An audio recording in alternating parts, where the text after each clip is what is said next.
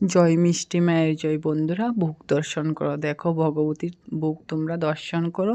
ভোগেতে দুর্ভোগ দূর হয়। ভোগ দর্শন করে নিজ অভীষ্ট তোমরা বলতে পারো, নিজের মনের ইচ্ছা তোমরা বলতে পারো, তাতে তোমাদের ইচ্ছাটা পূর্ণ হবে। যদি ভক্তি নিষ্ঠার সহিত ভগবতীর কাছে আমরা কোনো কিছু চাই, তাহলে সেই ইচ্ছাটা পূর্ণ হয়। অনেক দুর্ভোগ আমাদের জীবনে থাকে, অনেক দুঃখ থাকে, তো সেটা যদি আমরা ভোগ দর্শন করে ভগবতীর কাছে প্রার্থনা করি, সেই দুঃখে আমাদের কেটে যায় ভগবতীর কৃপাতে।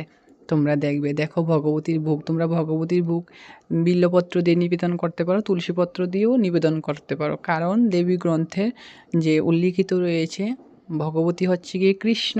তো যেহেতু ভগবতী কৃষ্ণ, কৃষ্ণের ভোগ তো বিল্বপত্র দিয়ে তুলসীপত্র দিয়ে নিবেদন তোমরা করতেই পারবে। শক্তিমতে বিল্বপত্র এবং কৃষ্ণমতে তুলসীপত্র দিয়ে নিবেদন করতে পারবে। আর ভোলানাথ হচ্ছে রাধারানী, তো রাধারানীর ভোগও আমরা তুলসীপত্র দিয়ে নিবেদন করতে পারি। শাস্ত্র পড়লে অবশ্যই তোমরা জানতে পারবে। জয় মা চণ্ডী।